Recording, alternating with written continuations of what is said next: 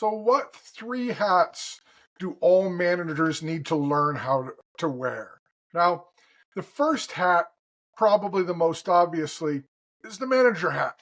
The manager's job in this example is to be the rule bringer. They're the ones who quote policy and make sure that the team is performing in the way that it should.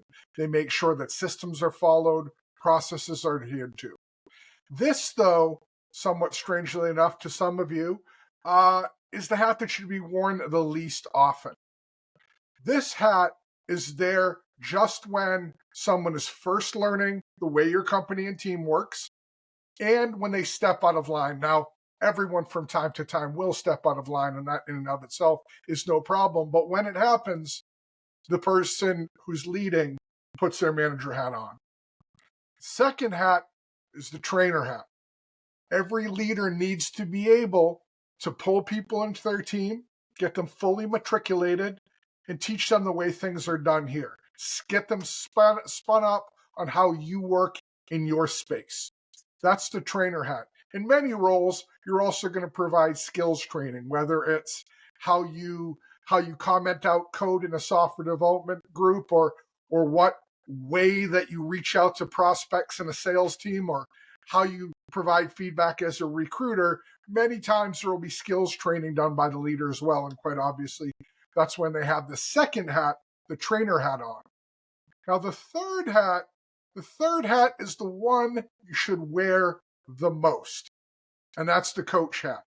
When you're wearing the coach hat as a leader, your job is to extract the most productivity out of your team as you can while motivating them to be a part of the overall whole so that they want to stay. Now, we get into this in a lot of detail when we talk about the EFG leadership framework, engage, fulfill, and grow. And I'll connect the video I did on that so that you can watch it after this one, rather than just recap everything here. But as a coach, it's all about helping a person to be all that they can be. Now, I mentioned the EFG leadership framework because when you say things like extract value from your team, it can come across in a negative way, and it in no way is that. It's all about a win-win scenario where we engage with people to ensure that they're able to be the most they possibly can be, which done right makes them feel better about their role and more inclined to stay. And when done right, also motivates them to care about the company goals. So the third one is the coach hat. So we have the manager hat, we have the trainer hat, we have the coach hat. Now, the really important question, now that we know what they are, is when do we wear which? So speaking generally, you're going to start off with your manager hat when a person first joins your team. You're going to teach them the rules of the company, the policies they have to follow, the systems and processes within your own group. Then you're going to transition to the trainer hat, give them any skills training, teach them again how things operate inside of your group. And then you're going to put on the coach hat. And done right, the majority of your time, you'll be wearing the coach hat. Again, the coach's job is to develop a bond and, in a win-win methodology, create a scenario whereby that person feels motivated to do the best they can and to be the most that they can be. That's done by a coach. Again, think sports. A coach's job is to get the best performance from their team, and your job as a leader in business is no different. Now, as I mentioned in the beginning, there will be times when someone will make a small mistake or whatever and need to be reminded. At that point, you take off the coach hat, you put on the manager hat, you handle that transaction, as it were, and then you switch back to the coach.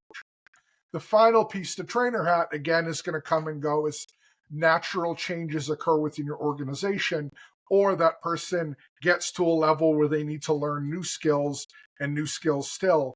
And then, you'll wear the trainer for that period. But I say one final time, the majority of the time, you'll wear the coach hat. Now, here's a quick note for you to think about. If you find yourself having to wear that manager hat more often than the coach hat, that's a sign of a couple of different things. None of them are good. The two most common in my experience are, number one, that person or that team doesn't feel connected to you. they don't feel like they can trust you, or they don't feel like you've got their best interests at heart. So they don't open themselves up enough to be connected enough for the coach act to be effective. They can only be led by following instructions, and that's the low bar of leadership. So obviously that means we've got work to do there. The other problem, though, especially if it's just a single person, is that person. Some folks just don't like to play by the rules. Some folks just insist on doing it their way. How you deal with that is up to you and your organization. But speaking generally, if they can't get on the program and start working with the team, more often than not, again, if that's not fixable, that would represent an end. But I caution you, if you find yourself doing this consistently with your team, with several people, not just the odd one from time to time, the problem is you, not them, and you're not connecting with your team. And if that's something you're seeing, you're in the right place. That's what we talk about on this channel. If this type of leadership stuff is important to you, this channel is the place to be. So please like and subscribe. If you'd like to learn in more detail the destination employer methodology that we really bring here to this channel, you can do that on destinationemployer.co, the link to which will be in the description below.